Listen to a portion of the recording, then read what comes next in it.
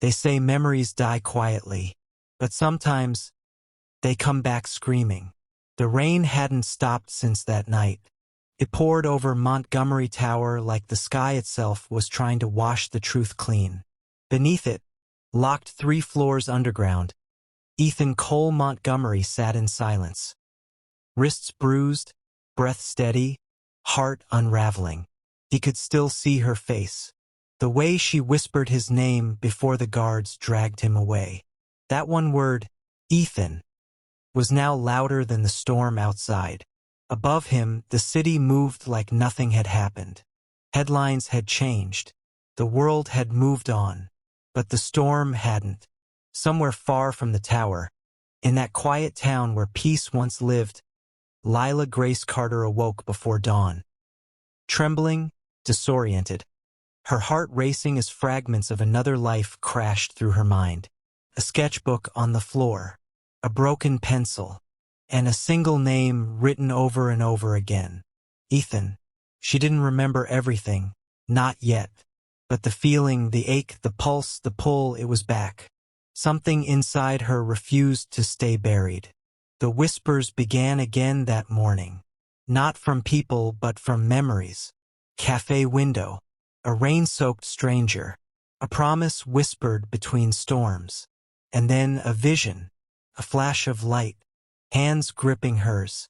A voice saying, "If they take me, don't let them take what we are." Lila gasped, her sketchpad slipping from her hands. She knew what she had to do. Whatever they did to her, it wasn't over. Someone was still trapped. Back beneath the tower, Ethan pressed his back against the concrete wall, listening to the distant hum of the generators. Every sound was calculated. Every second, survival. Then a noise. The cell door clicked. Not open, just clicked. He looked up. A shadow moved beyond the reinforced glass. Slow, deliberate, almost familiar. Then a voice, low, rough, barely human. "You don't remember me, but your father did." Ethan stood. "What do you want?" "To finish what he started," the man said, "and to give you a choice he never had." The shadow stepped into the light, a face scarred by time and betrayal. "Name's Marcus Hale. I worked for your father before the board erased him. Before Charles turned your family legacy into chains." Ethan stared, half in disbelief, half in dawning horror. "My father died in an accident." Marcus shook his head slowly. "No, son. He died because he tried to free you from it." The words hit like thunder. Every truth Ethan had buried under duty, under loyalty, under silence, came alive. Marcus dropped something on the floor. A black keycard, old, cracked but still functional. "Wing C isn't the only place they're keeping secrets," he said. "Find the archive room. You'll see what they did to her. And to him." Then, footsteps. Guards approaching. Marcus turned toward the noise. "You've got 3 minutes before the next shift. After that, you're on your own." Before Ethan could reply, Marcus was gone. Swallowed by the corridor shadows like a ghost that came only to haunt with truth. Ethan knelt, picking up the keycard, his mind spinning. Lila, his father, the lies buried beneath Montgomery's empire. He had spent his whole life building walls. Now he was the one breaking them. He pressed the card against the scanner. The light flashed green. The lock released. And the storm, finally, began to move. Meanwhile, back in the small town, Lila packed her brushes, her sketches, her courage. Something in her chest told her she wasn't safe. Something whispered that the man she'd almost forgotten was still out there, calling her home. She didn't know where to go, only where not to stay. She left before dawn, the train tracks glistening under rain, her reflection in the window half her, half memory. And as the train moved toward the city she swore she'd never see again, the sky began to split open, lightning carving truth into clouds. Because somewhere below that same sky, Ethan Cole Montgomery had just made a decision that would change everything. He wasn't escaping. He was going back. To her. To the truth. To the storm he started. The narrator's tone deepens. Slow, haunting, inevitable. They say love is the most dangerous kind of rebellion. But when love meets power, it doesn't beg. It fights. And as thunder rolled across the horizon, both Ethan and Lila, miles apart but bound by the same memory, took their first steps toward a collision fate had been waiting for. Because some storms don't end. They evolve. They say every empire hides a ghost. For Ethan Cole Montgomery, that ghost had a name: Marcus Hale. The corridor stretched endlessly before him, metal and silence and the low hum of power. He moved fast, clutching the stolen keycard like a lifeline.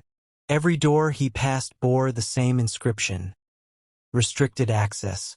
But the farther he went, the more the air changed, colder, heavier, almost watching him.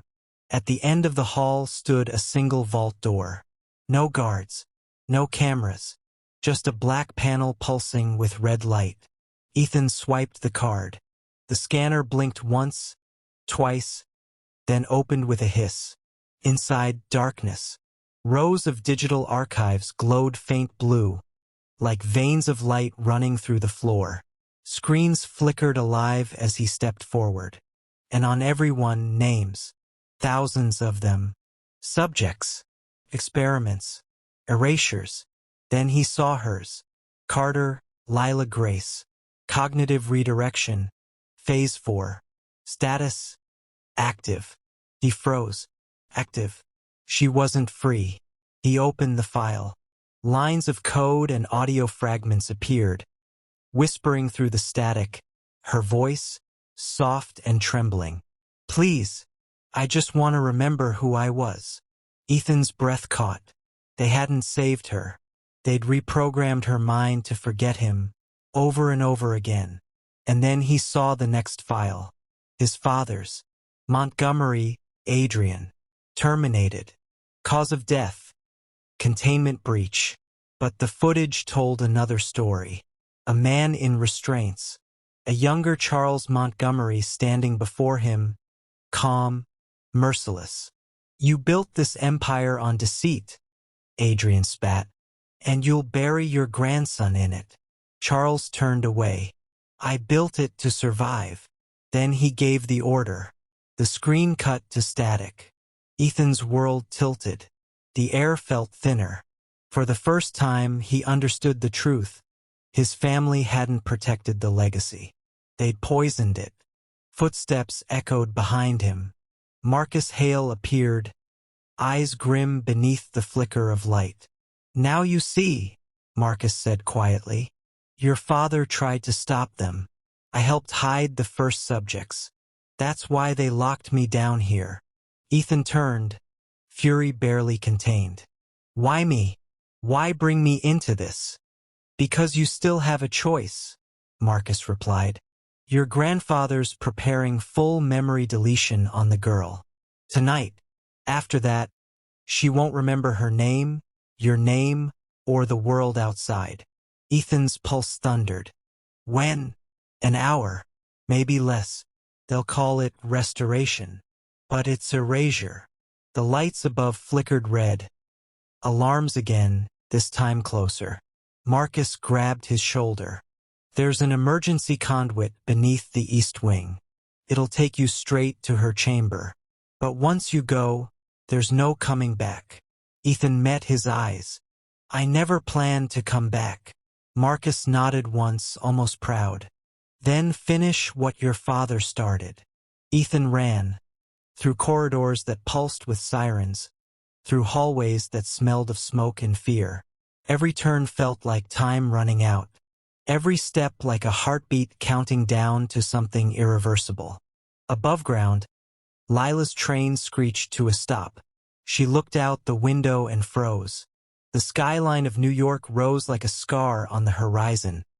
Sharp, cold, unwelcoming. And yet, it felt like home. Her memories came in flashes. A man's laughter, rain on glass, hands trembling over hers. A promise. When the world turns against you, I won't. She pressed her hand to the window. Her heart told her where to go before her mind could catch up. Montgomery Tower. Back beneath the tower, Ethan entered the main corridor leading to the cognitive wing.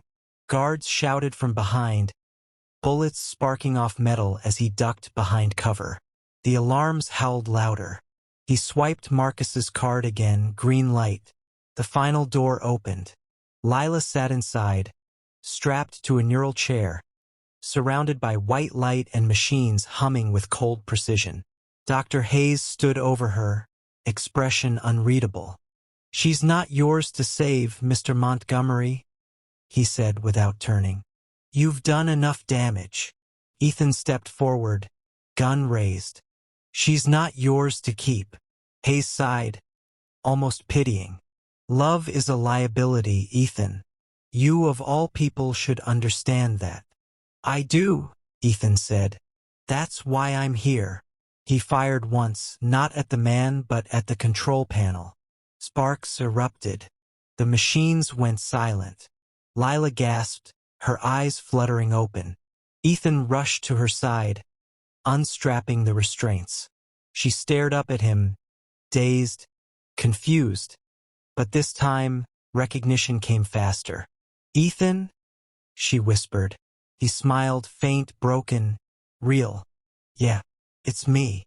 But before they could move, Hayes pressed a hidden button on his wrist. The facility doors locked. Gas hissed through the vents. Ethan coughed, struggling to keep her conscious. "Stay with me, Lila. Please." She reached for his hand. And in that touch, everything came back. Every word, every moment, every storm. Then her voice, soft but certain. "We're not dying here." He nodded, looking toward the ceiling vents as the fire alarm triggered. An explosion rumbled through the east corridor. Marcus had done it, a diversion. Ethan lifted her, carrying her through the smoke as alarms wailed like screams. Hayes shouted orders behind them, his voice lost in the chaos. When they reached the outer gate, dawn had just begun to break. Red, violent, beautiful. They stumbled into the open air, gasping, bloodied, alive. Lila turned to him, eyes full of everything she never got to say. "Ethan, what happens now?" He looked back at the burning tower, at the ghosts buried within it. "Now," he said quietly, "now, the storm tells the truth. They say the past doesn't burn, it remembers. And when love rises from the ashes, empires fall. But this storm isn't over, because the sacrifice hasn't been made yet." They ran until their lungs felt like fire, through shattered hallways, across broken glass, into the cold breath of dawn that smelled like freedom and smoke. Ethan could still hear the tower screaming behind them. Alarms, flames, sirens, collapsing steel. The empire was bleeding, but deep inside him, something whispered that it wasn't over. They found refuge in an abandoned subway station. Lila sat against the wall, her breath ragged, skin pale beneath the flickering lights. The gas had done more than make them cough. It was laced with neural inhibitors, and she was fading fast. Ethan knelt beside her, trying to steady her shaking hands. "Stay with me," he said, voice trembling. "Please, Lila, just a little longer." She tried to smile, but her lips barely moved. "I remember everything now." Her gaze found his. All the lies, the memories they took, the promises they erased. She took a shallow breath. "You fought for me when I didn't even know your name." He held her tighter. "I'd do it again. Every time." Her eyes glimmered, tears mixing with soot. "Then you'll have to do it one more time." He frowned. "What do you mean?" "The system they used on me, it's still running in the network. As long as it's alive, so am I. But if we destroy it, the memories go with it. Ethan froze. No, it's not just my mind, Ethan. They used me to anchor the others. The ones they erased before me, the subjects, the children, your father's test group. If you shut it down, they all come back. He shook his head. There has to be another way. Her voice broke. There isn't. She placed her hand over his heart. Your father died trying to end this. You can finish it. You can free them. He couldn't breathe. The weight of every choice pressed down. His love, his bloodline, the ghosts of every life this empire had consumed. Then the radio crackled. Marcus's voice came through, weak and strained. Ethan, you have to listen. The failsafe's buried in the core. I'm heading there now. If we trigger it manually, it'll wipe the network clean. Marcus, wait. Ethan started. Don't argue, Marcus coughed. I made my peace long ago. But there's something you should know. Your father didn't die a prisoner. He volunteered. The containment breach was his doing. He tried to save her, your mother. The line broke. Ethan stood frozen, staring at the radio, as if he could pull the truth through static. Lila's fingers brushed his arm. You can't lose both of them, she whispered. Go. Stop him before it's too late. But he didn't move. He looked at her, memorizing every line of her face, the way her eyes still carried light even in ruin. And in that silence he made a promise. I'm not losing anyone else. He ran back toward the inferno. The tower groaned as fire chewed through its bones. Inside, alarms screamed like dying beasts. Marcus was already at the core, the failsafe chamber glowing with blue heat. Ethan burst in, coughing through the smoke. Marcus, don't do it. Marcus turned, face streaked with ash, eyes hollow but calm. You're too late. It's already primed. Then stop it. Marcus shook his head. You don't understand. If this system stays alive, it'll find her again. It'll rebuild everything, the labs, the experiments, the lies. You can't save her without killing what keeps her. Ethan's voice cracked. She's not a machine. No, Marcus said softly. She's the last piece of one. Ethan froze. Marcus sighed. They didn't just erase her mind, Ethan. They used her neural pattern to stabilize the whole archive. She's the anchor. If we shut it down, she dies. The words hit like a gunshot. Ethan stumbled back, breathless. There has to be another way. Marcus stepped closer. There isn't. But she knew. She chose it. Ethan's knees nearly buckled. He remembered her words. Then you'll have to do it one more time. Marcus placed a trembling hand on his shoulder. Your father made his sacrifice. Now it's yours. He turned toward the terminal, but Ethan stopped him. No, I'll do it. Marcus's eyes widened. Ethan, she deserves to live. Then who will finish it? Ethan's jaw tightened. I will. I'll rewrite it from inside. Marcus understood too late. You won't come back. Ethan smiled faintly. Neither did he. He stepped into the chamber, placing his hand on the console. The machine recognized his genetic code Montgomery. Prime access granted. Screens flared, showing the digital heartbeat of the network, and Lila's neural signature pulsing faintly within. He whispered, Lila, if you can hear me, I'm sorry. Her voice came through the static, faint but clear. You don't have to be. Then silence, followed by light. The system surged. Energy rippled through every floor, through every wire, through every lie the Empire had built. Outside, Lila felt a warmth spread through her chest. The world blurred, her memories folding in on themselves like paper burning at the edges. But she smiled, because for the first time she felt free. Inside the tower, Marcus watched as the core exploded into white light. When it cleared, Ethan was gone. All that remained was silence.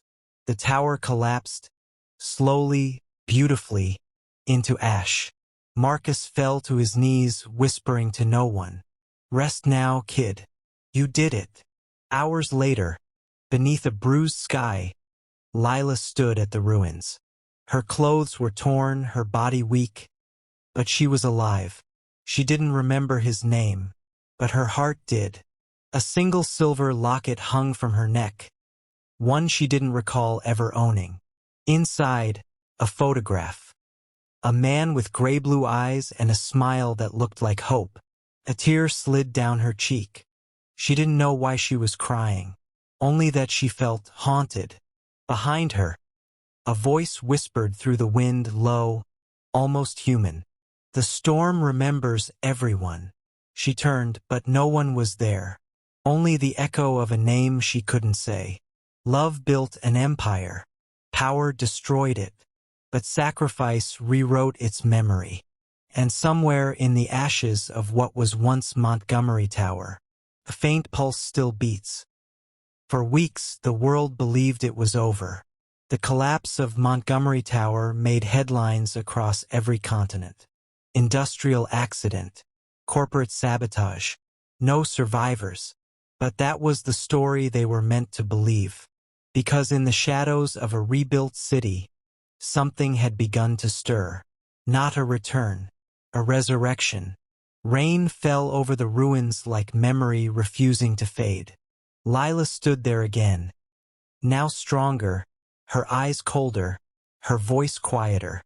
She came every week, leaving sketches beneath the broken foundation.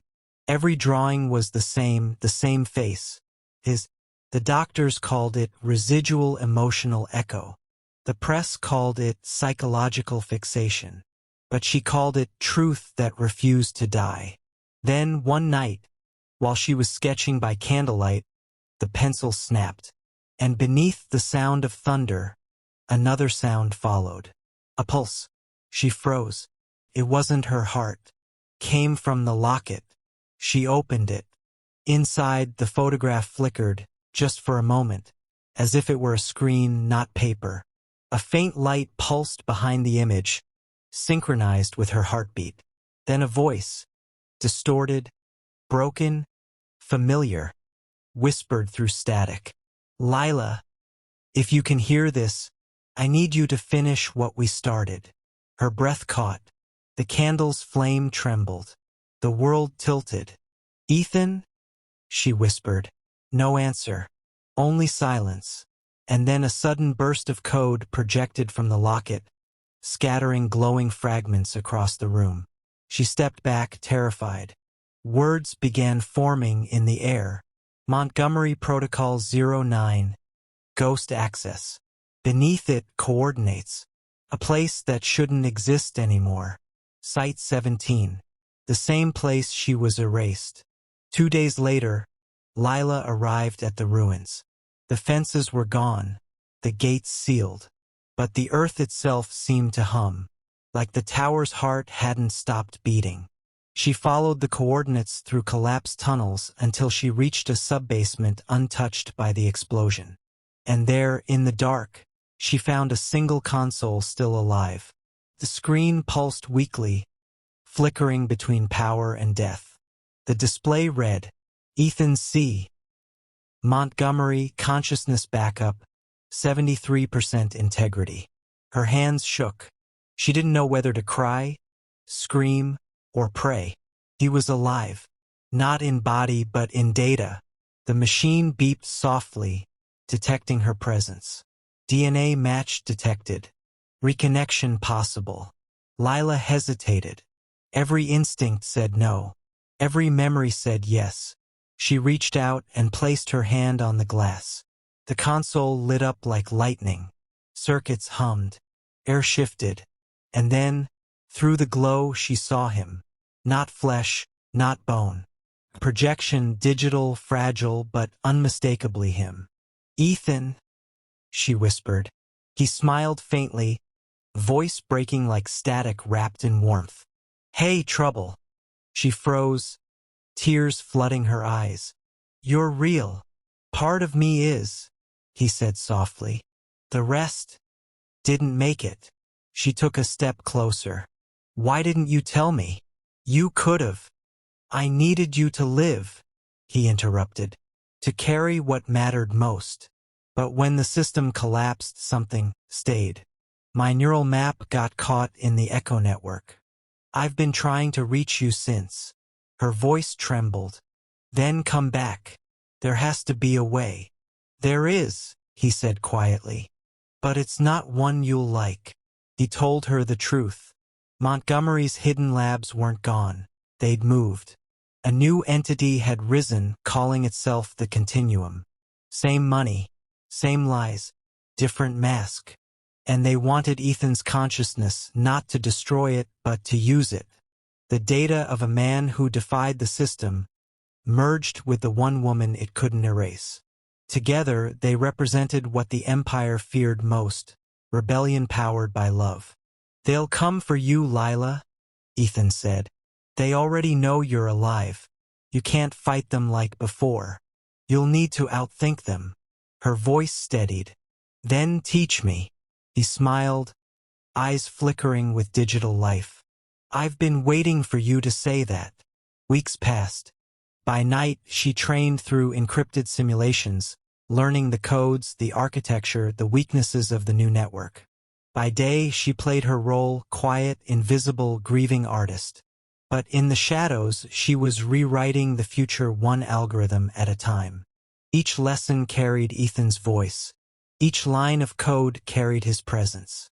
Until one night, he hesitated. She noticed immediately. "What's wrong?" she asked. "The system's degrading," he said. "The data holding me together, it's collapsing. Every connection burns more of me away." She shook her head. "No, there has to be a way to stabilize you." "There is," he whispered. "Merge." Lila froze. "What?" "If we link consciousness, I'll stabilize inside your neural pattern. But it's permanent. You'll lose fragments of yourself, memories, emotions, time. You won't be the same." She stepped closer. "If it means saving you, I don't care." "Lila," she touched the console. "You once gave up everything to save me. Let me do the same." The light flared. The machine whirred. And for the first time since the storm, their worlds collided. Data met flesh. Code met heartbeat. Love met infinity. When the glow faded, she collapsed. The locket cracked open, now dark, silent. For a long time there was nothing. Then her eyes opened. They weren't the same. One was brown, the other gray-blue. And when she spoke, her voice carried two tones, two souls intertwined. "The storm remembers." She looked up at the ruins and smiled faintly. "Let's finish what we started." They say endings are where truth finally stops pretending. But this wasn't an ending. It was the final echo of everything they tried to erase. The night Lila woke, reborn, rewritten. The world outside didn't know. No one did. To them, she was still the quiet artist who vanished after the Montgomery scandal. But inside her, Ethan lived. Not as a ghost, not as memory. As code, stitched into her heartbeat. Every thought now carried two voices. Every silence carried a choice. And somewhere deep in the circuits of her mind, his whisper guided her. "Finish it." The Continuum's headquarters rose from the desert like a monument to arrogance. Glass, steel, and silence. It wasn't built to impress. It was built to control. Lila, or what she had become, stood at the edge of its perimeter. Wind tearing through her hair, dust swirling around her boots. Her reflection flickered in the mirrored walls. Human on the outside, something far more dangerous within. "Are you sure about this?" Ethan's voice echoed softly inside her head. She smiled faintly. "You asked me once if love makes us weak. And what did you decide?" She looked toward the towers. It makes us unstoppable. She moved. Each step forward rippled through the surveillance grid like static. By the time the alarms activated, it was already too late. Inside, chaos bloomed. Systems crashed. Doors locked. The very code that built the continuum began turning against itself. Every file Ethan once created under the Montgomery legacy now corrupted. Every lie they wrote rewritten into truth. Guards swarmed the lower floors, shouting commands no one could hear over the sound of collapsing systems. And at the heart of it all, Dr. Hayes, still alive, still convinced he could control the uncontrollable. He watched her enter the main hub, eyes cold with disbelief. "What have you done?" he demanded. Lila's voice echoed, layered, dual, haunting. "What you taught us." He raised his weapon, but the lights exploded before he could fire. The room shifted, screens flickering to life, Ethan's face appearing across every display. Hayes froze. "Impossible." Ethan's digital image smiled faintly. "You built me to serve control. You should have built a conscience instead." The building began to shake. Circuits burned. Hayes screamed orders into a dead radio. Lila moved closer, calm in the storm. "You took my memories. You erased my name. But love..." She paused, eyes glowing faint blue. "Love doesn't need permission to exist." She placed her hand on the central core. Instantly, the network connected. Code met flesh again, this time not to merge, but to end. Ethan's voice trembled. "Lila, if we do this, there's no coming back." She whispered, "Then we go together." The entire system lit up like dawn breaking through a digital sky. The Continuum's archives burned. Every secret, every crime, every lie, erased in a storm of light. In the chaos, Hayes stumbled backward, screaming into the void as the glass cracked around him. "You'll destroy everything." Lila looked at him one last time. "That's the point." And then silence. The light consumed the building. Every server melted into white noise. Every circuit screamed, then stopped. When it was over, the desert was quiet again. The continuum was gone. So were they. Days later, the world woke to the impossible. Montgomery stock vanished. Encrypted files surfaced across the internet, evidence of decades of corruption. Anonymous leaks, anonymous justice, and hidden in the metadata of every file, one message appeared in faint code. "We are not gone. We are free." Months passed. Some said it was a hacker group. Some said it was divine justice. But the artists who wandered the small-town galleries began to notice something strange. Every so often, a new painting appeared, and signed, always of the same thing, a storm clearing over a broken tower. And hidden in the lower corner, barely visible, 3 words carved in dried paint. "Remember our love." No one ever found Lila's body. No trace of Ethan's data survived. But late at night, when the desert wind howls through the ruins, locals swear they hear 2 voices. Overlapping, gentle, familiar. One says, "You kept your promise." The other answers, "You never let me forget." And then silence again. Not emptiness. Peace. They say the storm finally passed. But maybe it never did.